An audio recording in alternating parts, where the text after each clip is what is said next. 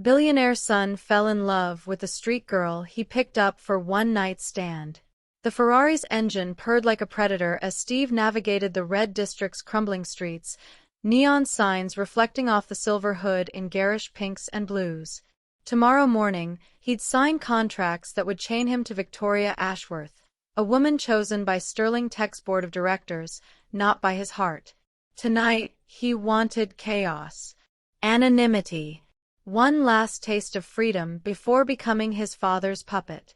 Ruby stood against a graffiti-covered wall, her blonde hair catching the streetlight, arms crossed over a leather jacket that had seen better days. She looked dangerous in a way the socialites at his club could never manage. Real danger, not the performative rebellion of trust fund babies slumming it for Instagram. Steve pulled up beside her, lowered the window. "How much for the night?" Her eyes, sharp, calculating, sized him up with the precision of someone who'd learned to read people for survival. "More than you've got in that fancy wallet, pretty boy." $10,000. Cash. One night, no questions. That made her pause. Ruby needed money, desperately, to buy a clean server and disappear before the Black Hat Syndicate found her. 10,000 would buy her time, maybe even a new identity. She pushed off the wall, leaned into the window close enough that he could smell cigarettes and something floral underneath. "You cops. Do I look like a cop?" "You look like trouble." But she opened the door anyway, sliding into leather seats that probably cost more than 6 months of rent in whatever hole she was hiding in. "Where we going?" "The Peninsula. Presidential suite." Ruby laughed, short and bitter. "Of course you are." The hotel suite was obscene in its luxury, floor-to-ceiling windows overlooking the city, champagne chilling in a bucket that cost more than most people's monthly salary, a bed big enough to get lost in. Steve poured 2 glasses, handed her one, watching as she set it down untouched and moved straight to his laptop sitting on the marble desk. "What are you doing?" "Just looking." Her fingers flew across the keyboard with the kind of speed that came from years of practice. "You know your security's garbage, right? I could crack this in my sleep." Steve moved closer, intrigued despite himself. "That's military-grade encryption. Cost me $200,000 to install." "Then you got scammed." Ruby's smile was all teeth as she bypassed his biometric scanner, his 6-layer firewall, his supposedly unhackable digital fortress, in less than 3 minutes. His screen bloomed with files he'd thought were buried, communications with his father, records of the arranged marriage, personal journals he'd never shown anyone. "How did you?" "You're not as untouchable as you think, rich boy." She stood, turned to face him, and for the first time all night, Steve saw something in her eyes that wasn't calculation or survival. It was satisfaction. Pure, honest satisfaction at having beaten a system designed to be unbeatable. "Now, about that $10,000. I'm going to need it in cash. Small bills." Steve woke to sunlight stabbing through the curtains and a headache that felt like his skull was splitting. The suite was empty. Silent. He sat up, finding his laptop still open on the desk, a single message glowing on the screen. "Keep your money, pretty boy. Your firewalls were more fun than you would have been." R. The $10,000 sat untouched on the nightstand, mocking him. Steve stared at it, then at the screen, then back at the money, and felt something crack open in his chest, fury and fascination in equal measure. In 28 years of having everything money could buy, he'd never encountered someone who'd choose intellectual satisfaction over cash. He grabbed his phone, dialed his head of security. "Marcus, I need you to find someone. A girl. Blonde, early 20s, computer genius. She was in the Red District last night." "Sir, we have the merger signing in 6 hours. "I don't care about the merger. Find her.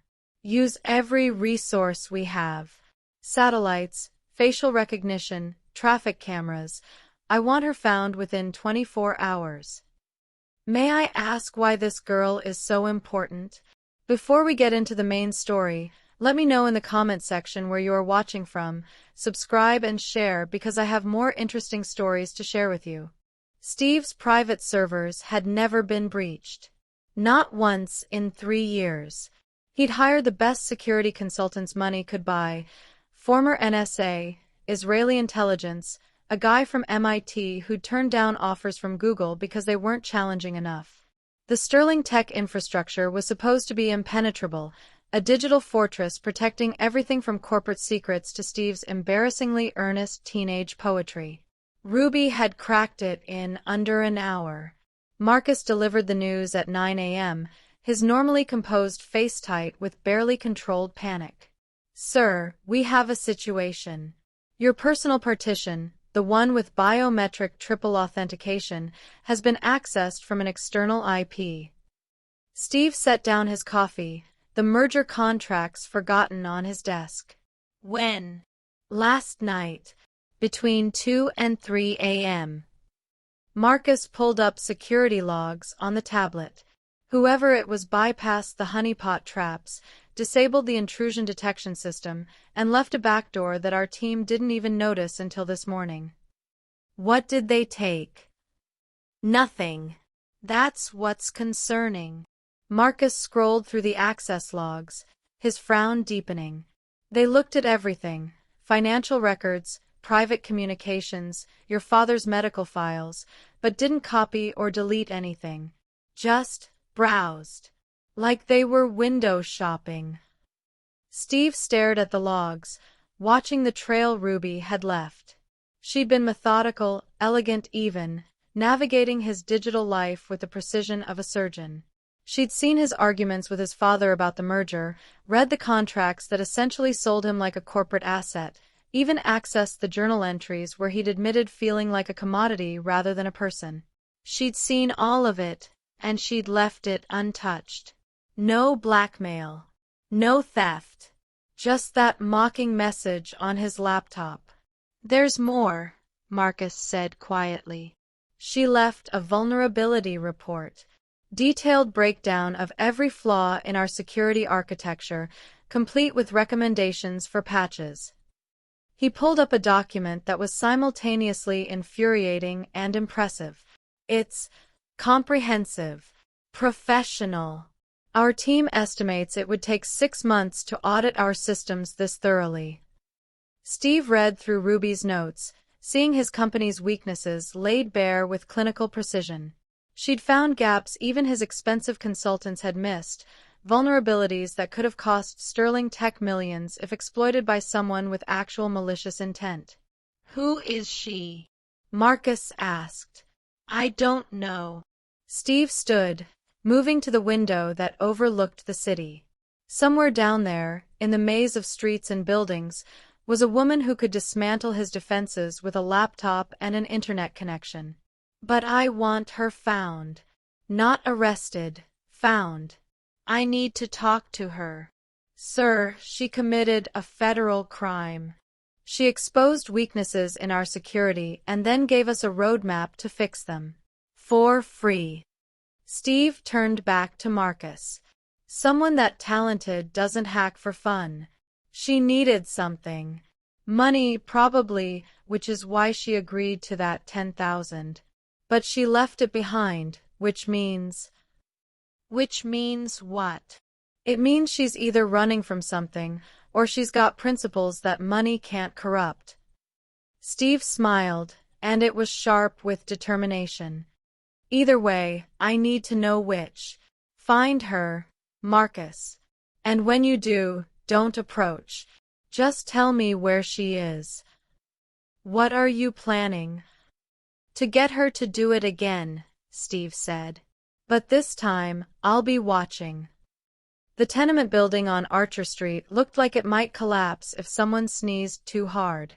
Crumbling brick facade, fire escapes that were more rust than metal, graffiti layered so thick it had become archaeological. This was where Marcus's facial recognition software had finally located Ruby.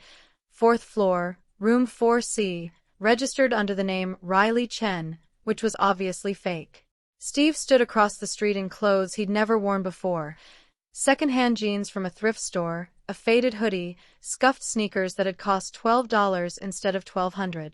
He'd left the Ferrari in a secure garage downtown and taken the subway like a common citizen, an experience that had been both humbling and vaguely terrifying.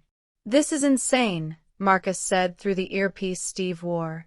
"You're the heir to a $30 billion company. You can't just move into a slum. Watch me." Steve crossed the street, pushing through the building's broken front door into a lobby that smelled like mildew and desperation.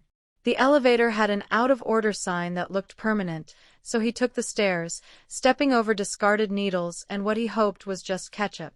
Room 4B was available, according to the superintendent, a man who'd accepted 3 months' rent in cash without asking questions. The apartment was a shoebox with water-stained walls and a kitchen that was more concept than reality. A single window overlooked the alley, bars on the outside to prevent break-ins, or maybe to prevent escape. Steve had lived in penthouses and estates his entire life. This place was smaller than his walk-in closet. He moved in that afternoon with a duffel bag containing cheap clothes, a second-hand laptop he'd deliberately downgraded, and a story he'd rehearsed a dozen times. Laid-off software developer, couldn't make rent in his old place, looking for freelance work while he figured out his next move. Generic enough to be believable, pathetic enough to avoid suspicion. Ruby appeared in the hallway 3 hours later, arms loaded with grocery bags from the discount store on the corner. She wore the same leather jacket from the night they'd met, her blonde hair pulled back in a messy ponytail. Up close, without the neon and shadows of the red district, Steve could see the exhaustion in her face, dark circles under her eyes, the tension in her shoulders of someone who never truly relaxed. She noticed him watching from his doorway, and her eyes went sharp, defensive.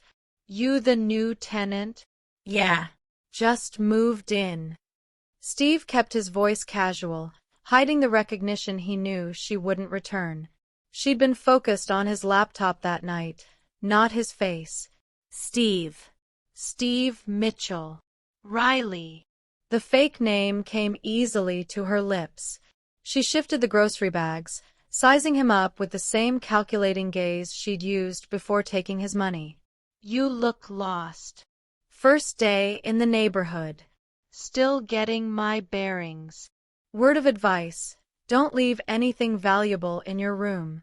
Locks around here are suggestions, not security."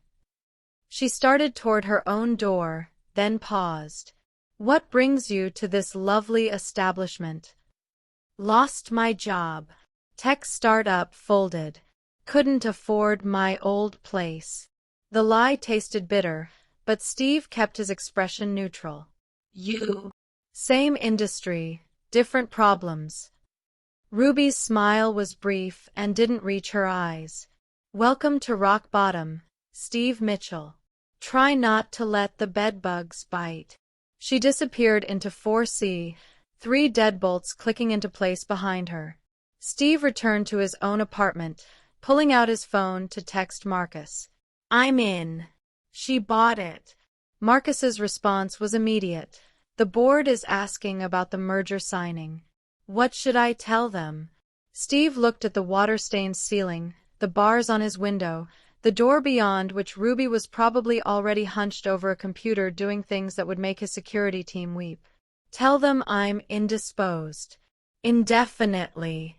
Steve had been living in 4B for exactly 6 days when Ruby's scream shattered the building's usual soundtrack of sirens and shouting neighbors. He was out his door before conscious thought kicked in, finding her in the hallway with her laptop, staring at the screen with the kind of horror usually reserved for natural disasters. "No, no, no." Her fingers flew across the keyboard, desperate and frantic. "Come on, you bastard. Don't you dare." "What's wrong?" Steve moved closer, careful to keep his expression concerned rather than calculating. On her screen, he could see cascading error messages, file directories collapsing one by one. A remote wipe protocol, military grade from the look of it. Someone's frying my system. Ruby's voice cracked. All my backups, everything I've been working on for 2 years, it's gone.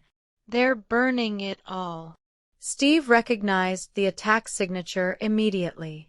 Black Hat Syndicate, the same mercenary group his company's intelligence division had been tracking for corporate espionage.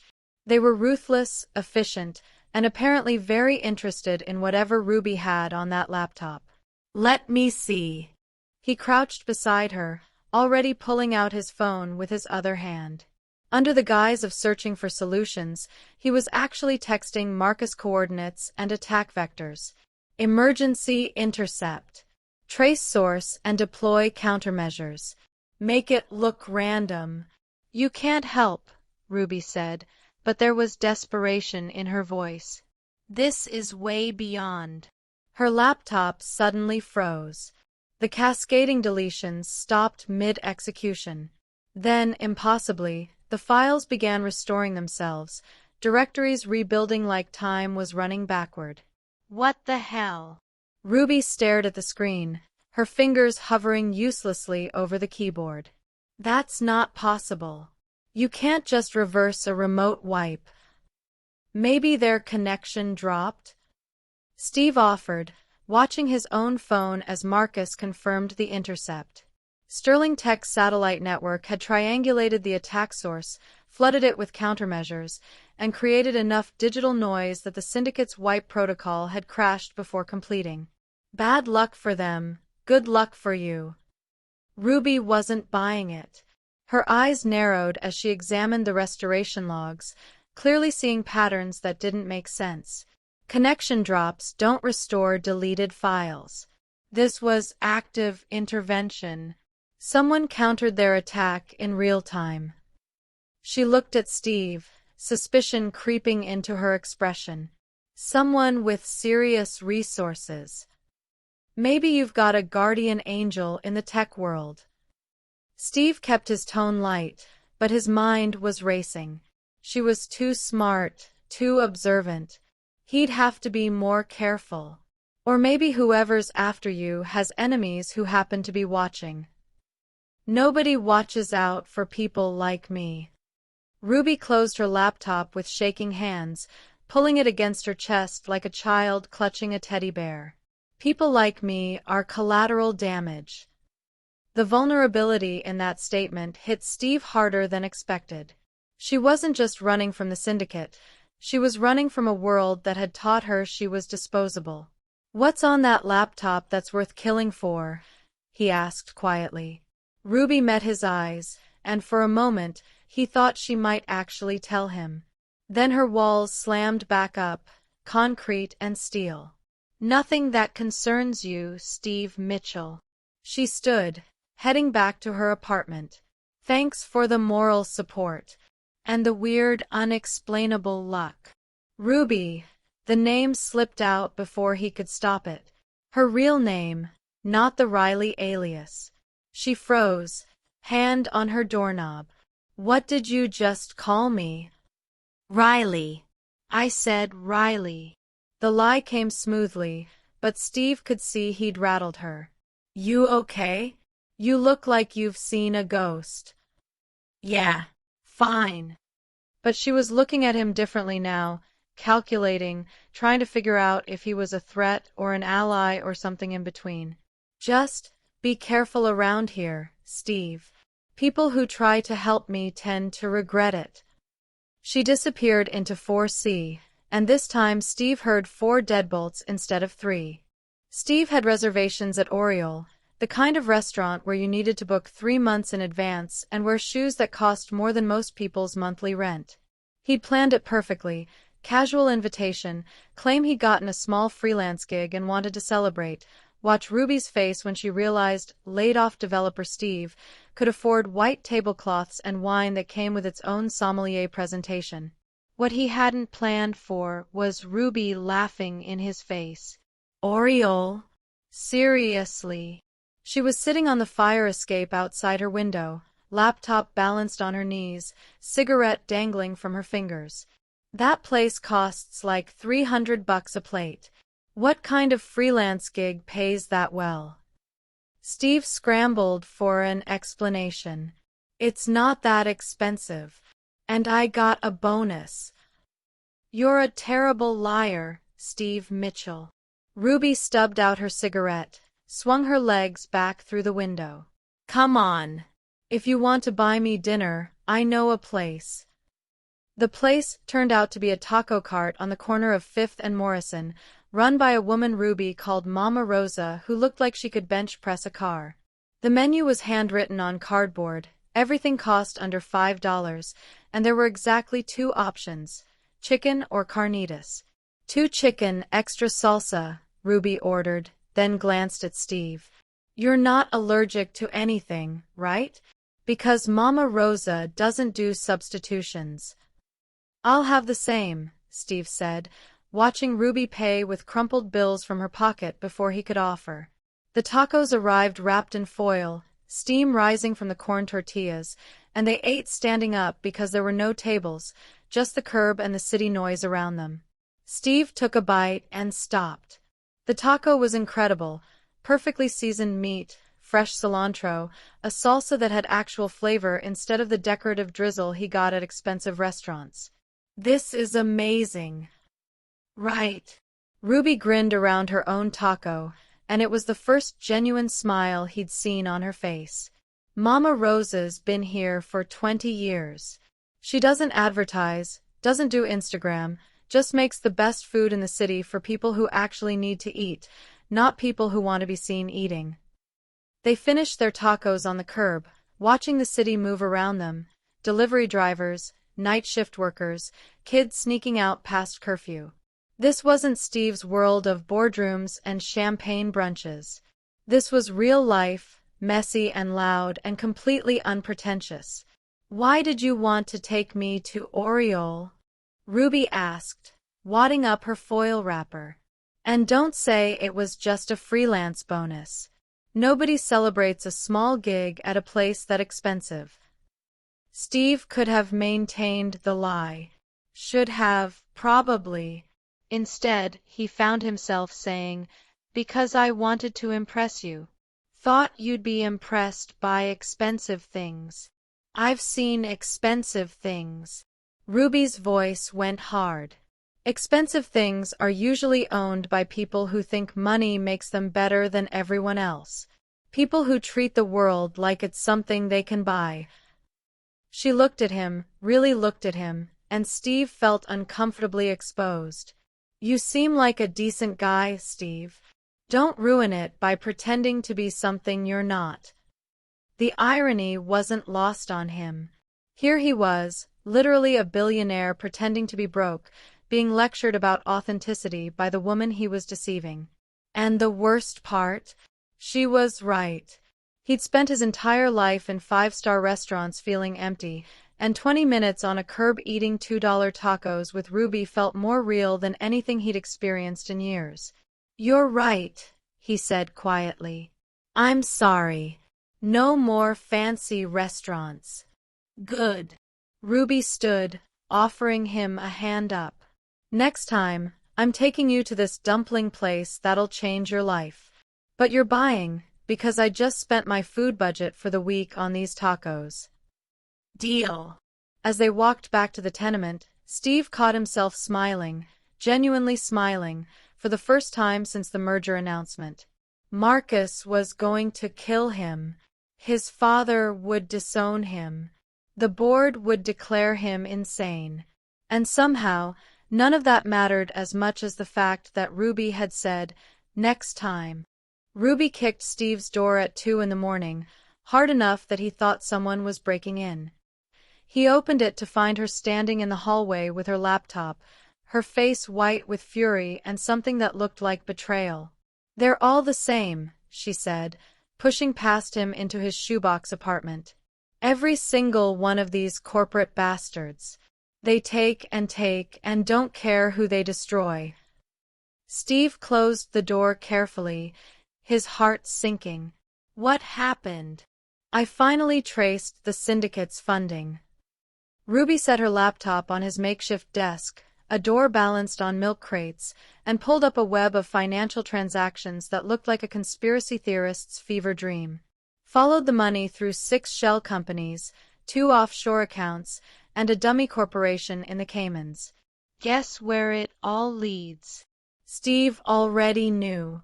Had known since Marcus had briefed him 3 days ago about the security breach in Sterling Tech's executive division. But he looked at the screen anyway, at the logo he'd seen his entire life, and felt his stomach drop. Sterling Technologies, Ruby said, her voice dripping venom. One of the biggest tech companies in the world. Worth billions. Run by some billionaire asshole named Richard Sterling and his spoiled brat son. She pulled up a photo, Steve's official corporate headshot, the one where he looked like every other trust fund heir in an expensive suit. This guy, Steve Sterling, probably never worked a real day in his life, just inherited daddy's empire and thinks that makes him a god. Steve stared at his own face on the screen, hearing Ruby tear apart everything he was with the kind of casual contempt reserved for people she'd never met but already hated. It should have made him angry. Instead, it made him sick. The syndicate isn't just some random group of hackers, Ruby continued, pacing his tiny apartment like a caged animal. They're Sterling Tech's Black Ops division. Corporate espionage, industrial sabotage, silencing whistleblowers. I found their orders, Steve. Actual kill orders with digital signatures from Sterling executives. She laughed, but it sounded broken. I stumbled onto their server by accident while doing freelance security work. Downloaded everything before I realized what I had. Now they want me dead because I know too much about how they operate. Ruby. You know what the worst part is? She turned to face him, and there were tears in her eyes now, angry tears that she swiped away furiously. People worship these billionaires. Think they're innovators, job creators, geniuses who earned their wealth. But they're just parasites in expensive suits. They steal ideas from people like us, exploit labor, and when someone threatens to expose them, they send killers. She jabbed a finger at Steve Sterling's photo. This bastard probably doesn't even know my name. Probably signed my death warrant between golf games and charity galas. Steve felt like he was being torn apart. Every word she said was cutting him open, exposing the ugly truth of his privilege, his complicity in a system he'd never questioned because it benefited him. He wanted to tell her she was wrong about him, that he wasn't like that he'd never knowingly hurt anyone. But how could he, when she was absolutely right? What are you going to do? He asked quietly. Finish the decryption. Expose everything. Ruby's jaw set with determination. Sterling Tech, the syndicate, all of it. I'm going to burn their empire down and make sure the world knows exactly what kind of monsters they are. That's dangerous. If they find out you're close to finishing, then I'll die doing something that matters instead of hiding forever. She met his eyes. Some things are worth the risk, Steve, even if people like the Sterlings think we're all just disposable. Steve watched her storm back to her own apartment, slamming the door hard enough to rattle the walls, and pulled out his phone with shaking hands. Mark, we need to talk. Now. Victoria Ashworth arrived at the tenement in a chauffeur-driven Bentley that looked obscene parked among the rusted sedans and broken-down trucks. She stepped out in Chanel heels that cost more than a year's rent in this building, her disgust at the surroundings written clearly across her porcelain features. Steve saw her from his window and felt his blood turn to ice. He'd been dodging her calls for 2 weeks, ignoring increasingly threatening messages from the board, pretending that the merger and the marriage and his entire previous life simply didn't exist. Marcus must have finally cracked and told her where to find him. Victoria didn't come to his apartment. She went straight to 4C. Steve was out his door before she could knock, but he was too late. Ruby had already opened up, probably expecting a package or maybe Mama Rosa with leftover tamales. "You must be Riley Chen," Victoria said, her smile sharp as a scalpel. "Or should I say Ruby? I've heard so much about you." Ruby's expression went carefully blank. "I think you have the wrong apartment." "I don't think so." Victoria pushed past her, actually pushed her, into the tiny studio. Steve arrived at the doorway in time to see his fiancée surveying Ruby's life with the kind of clinical detachment usually reserved for crime scenes. "Charming place. Very authentic." "Who the hell are you?" Ruby demanded, but Steve could see her calculating, trying to figure out the threat level. "Victoria Ashworth, Steve Sterling's fiancée." She turned to find Steve in the doorway, her smile widening. "Hello, darling. Lovely neighborhood you've chosen for your little sabbatical." Ruby's head whipped toward Steve, her expression cycling through confusion, understanding, and then pure, incandescent rage. "Sterling? As in?" "As in the billionaire whose company is trying to kill you," Victoria finished pleasantly. "Yes, that's Steve Sterling. The one you've apparently been living next to, eating street food with, playing pretend poverty games with."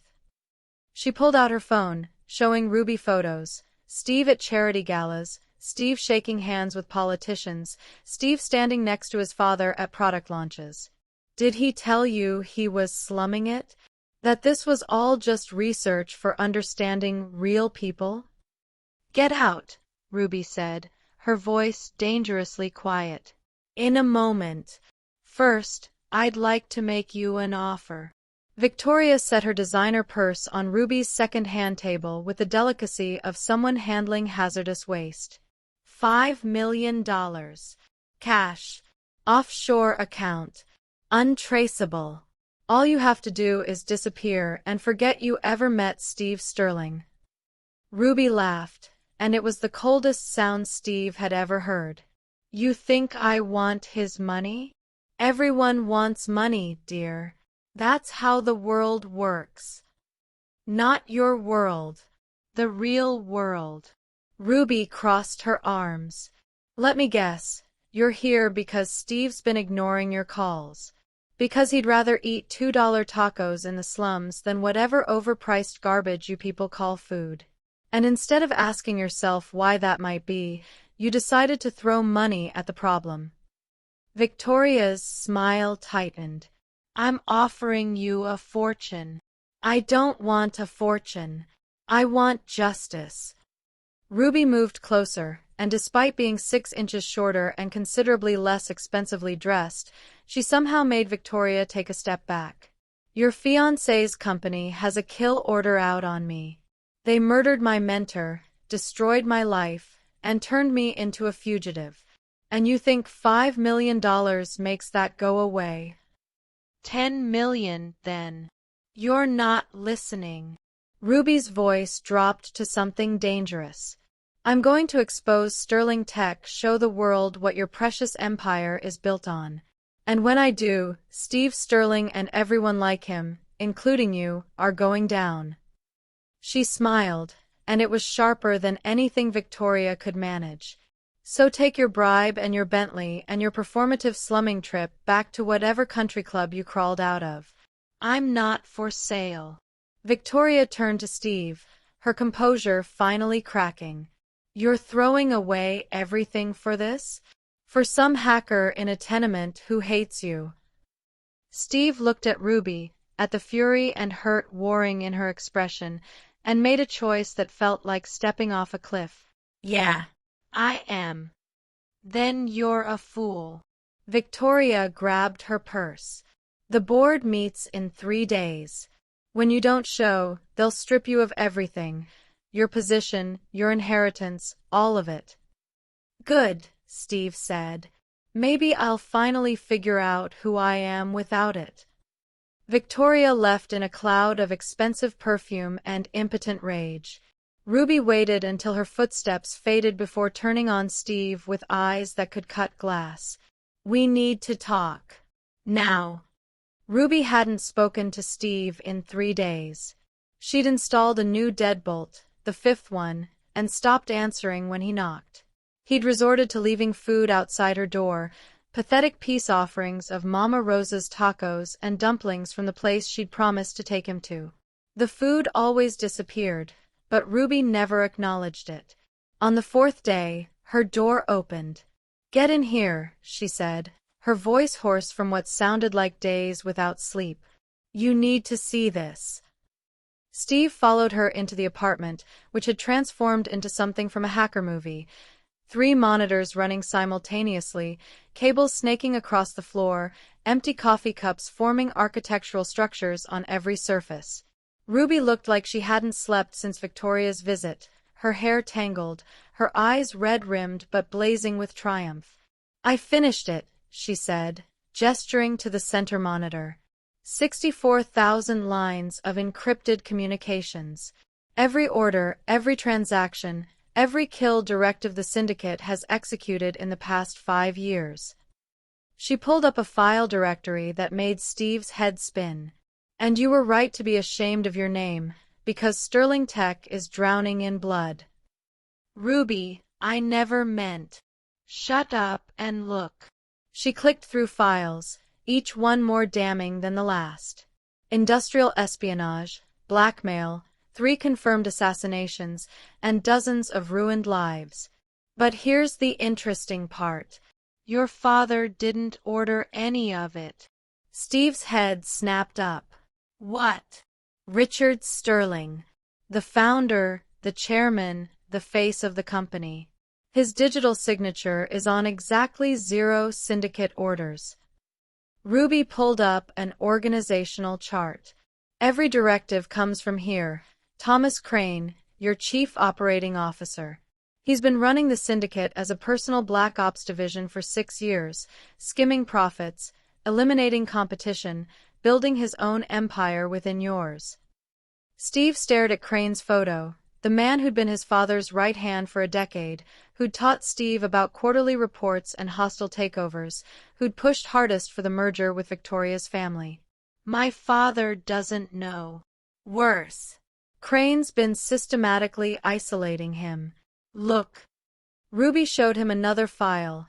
Medical records, pharmacy receipts, doctor's appointments. "Your father's been sick for 18 months. Early-stage Parkinson's. Crane's been using it to sideline him, convince the board that Richard needs to step back, position himself as the natural successor. And the merger was Crane's play to consolidate power. Victoria's father controls the largest semiconductor manufacturer in Asia. Combined with Sterling Tech, Crane would have vertical integration and enough leverage to force your father into retirement." Ruby's expression softened slightly. "You were just collateral damage, Steve. A chess piece in someone else's game." Steve felt something crack open in his chest, relief and rage and a dozen other emotions he couldn't name. His father wasn't the villain. His family name wasn't synonymous with murder. But the company he'd been raised to inherit was rotting from the inside, and he'd been too blind to see it. "We have to expose this," he said. "That's the plan. I've already scheduled leaks to 3 major news outlets and the SEC. By tomorrow morning, Crane and the entire syndicate operation will be front-page news." Ruby hesitated, then added quietly, "Your father's medical condition will probably come out too. The world will know he's sick. He'd rather have that than be remembered as a murderer." Steve moved closer to the monitors, studying the evidence that would either save his family legacy or destroy it completely. "When does it go live?" 6 a.m. "That gives us." Ruby checked her phone and went pale. "Steve, we have a problem." The building's lights went out. All of them, simultaneously, plunging the tenement into darkness broken only by Ruby's laptop screens. Through the window, Steve could see the entire block was dark, a targeted blackout. "They know," Ruby whispered. "They know I finished the decryption." From the hallway came the sound of footsteps, multiple sets, moving with military precision. Steve recognized that sound from his company's security drills. Professional operators, armed and coordinated. The syndicate had found them. The Global Tech Summit was happening 60 blocks away at the Meridian Convention Center. Every major CEO, investor, and tech journalist in one place. Ruby had planned to leak the data remotely, but the syndicate's assault on the tenement had forced them to run with only what they could carry. Her laptop, the encryption key on a thumb drive, and the clothes on their backs. Marcus had extracted them through the building's service tunnels, a contingency Steve had insisted on the day he'd moved in, despite Ruby's protests that he was being paranoid. Now, crammed in the back of an unmarked van with Ruby clutching her laptop like a lifeline, Steve was grateful for his paranoia. "The summit," Ruby said. "If I can get to the main conference room, jack into their network, I can broadcast everything live. Every attendee, every streaming viewer, millions of witnesses." "Security will stop you at the door," Marcus warned from the driver's seat. "Not if she's with me." Steve pulled out his phone, the one he'd been ignoring for weeks, and made a call he'd been dreading. "Dad, it's Steve. I need you to do something, and I need you to trust me." 20 minutes later, Ruby stood in the convention center's bathroom wearing a borrowed blazer over her torn jeans, trying to look like she belonged among the tech elite instead of like someone who'd just escaped an assassination attempt. Steve had vanished to handle something, leaving her with a security badge that proclaimed her as Riley Chen, Sterling Tech Junior Analyst. She made it to the main conference hall during Thomas Crane's keynote address. He stood on stage in a $3,000 suit, talking about ethics and responsibility, while the syndicate's kill orders sat encrypted on the drive in Ruby's pocket. The irony was almost funny. Ruby found a network port behind a decorative column and plugged in. Her fingers flew across the keyboard, bypassing the convention center security with the same ease she'd cracked Steve's laptop all those weeks ago. The files started uploading, thousands of documents, streaming live to every screen in the building. She'd made it through 30% when hands grabbed her arms. Two men in security uniforms that didn't quite fit right hauled her toward the stage. Not convention security, syndicate operatives. Ruby fought, but they were trained professionals, and she was a hacker who'd survived on coffee and spite for 3 days straight. "We have an intruder," one of them announced into a microphone, his grip bruising on Ruby's arm. The screens froze mid-upload, the connection severed. "She's attempted to sabotage Mr. Crane's presentation with fraudulent data." The main doors burst open with enough force to silence the entire room. Steve Sterling walked in, but not the Steve that Ruby knew. This Steve wore a suit that probably cost more than her entire year's rent, moved with the unconscious authority of someone raised to command rooms full of powerful people, and had an expression that could freeze blood. Behind him came a wall of actual security, not syndicate thugs, but Sterling Tech's elite protection detail, along with what looked like federal agents. "Release her," Steve said, his voice carrying across the silent auditorium. Not a request. A command. The fake security guards hesitated. Crane had gone white on stage, his hand moving toward his phone. "I said release her." Steve's eyes locked on the men holding Ruby. "Those badges are forgeries. Those uniforms are stolen. And those men are employees of an illegal paramilitary organization that's been operating within Sterling Technologies for 6 years." The room erupted. Journalists surged forward. Cameras flashed. Ruby felt the hands on her arms loosen as the operatives realized they were surrounded. Steve walked through the chaos like he owned it, which Ruby supposed he kind of did. He reached her, his hand gentle on her shoulder, a complete contrast to his voice when he addressed the room. "My name is Stephen Richard Sterling. I'm the heir to Sterling Technologies, and I'm here to expose a conspiracy that's corrupted my family's company from the inside." He nodded to Ruby. Her laptop was still connected, still broadcasting. "Show them," he said quietly. Show them everything. Ruby's fingers found the keyboard, and this time, no one stopped her. The screens blazed to life with 6 years of murder, corruption, and corporate evil.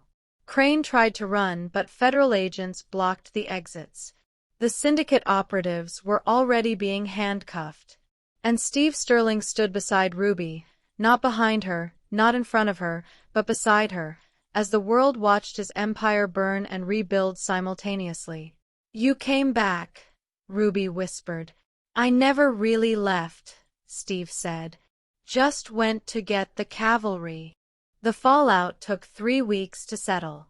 3 weeks of depositions, federal investigations, and media storms that turned Sterling Technologies inside out. The syndicate's leadership was dismantled, cell by cell, their network exposed by the very data they'd killed to protect. Thomas Crane faced 17 counts of conspiracy to commit murder. The merger with Vanguard collapsed spectacularly when their own ties to the syndicate surfaced in Ruby's data dump. Steve's father had been clean. Mostly. Willfully blind, perhaps, but not complicit. He'd stepped down anyway, citing health reasons that weren't entirely fabricated. The stress had aged him a decade in 3 weeks. Ruby testified 6 times, each appearance flanked by actual security instead of corporate assassins. The media couldn't decide if she was a whistleblower or a hacker or some kind of tech world Robin Hood. She didn't care. She'd stopped checking the news after the first 100 death threats. She was in the tenement apartment, her real one, not Steve's borrowed identity, when he found her. The building was scheduled for demolition in 2 months, part of a development deal that had been greenlit before the syndicate's collapse. Ruby was packing boxes half-heartedly, wrapping her grandmother's teacups in newspaper like she could protect the past from the future. "You're hard to track down," Steve said from the doorway. He looked tired. Human. The corporate armor he'd worn at the summit had been stripped away, leaving just the man who'd learned to make terrible coffee in a kitchen the size of a closet. That was kind of the point. Ruby set down a teacup, its blue willow pattern faded from years of use. "What do you want, Steve?" He stepped inside, closing the door with a gentleness that made her chest ache. "I cleared your name. Officially." The federal prosecutor issued a statement. "You're not a person of interest, not a suspect, not anything except the person who exposed the largest corporate conspiracy in tech history." "Great. I can put that on my resume." "Ruby." He caught her hand, his thumb brushing across her knuckles. "I stopped the merger. Reformed Sterling Tech's entire security apparatus. Established an independent ethics board with actual teeth. I did everything you would have wanted. Good for you. But none of it means anything without you." His voice cracked, just slightly. "I'm standing here in the ruins of my family's empire, and all I can think about is that you take your coffee with too much sugar and you hum when you code, and you're the bravest person I've ever met." Ruby felt tears burning behind her eyes. "Steve. Be my partner." The words tumbled out urgent, honest. Not just in bed, not just in some temporary crisis. Partner. In Sterling Tech, in life, in everything. No more secrets, no more lies. Just us, building something that actually matters. She looked at him, really looked. At the exhaustion carved into his face, the hope burning in his eyes, the way he stood in her crumbling apartment like it was the only place in the world that mattered. "The tech world will eat us alive," Ruby said. "Probably. Your family will hate me. Some of them already do. I don't know how to be a corporate partner." Steve smiled, soft and real. "Good. We'll figure it out together. No templates, no expectations. Just us." Ruby picked up her grandmother's teacup, felt its familiar weight. Then she set it down and took Steve's hand instead. Some things were worth more than safety. Worth more than secrets. Okay, she whispered. Partners. He kissed her like a promise, like a beginning, like the first line of code in something entirely new. Thank you for watching and listening to this story. Hit the subscribe button as I will be bringing more interesting stories. Turn on your notification because you would not want to miss my story for anything.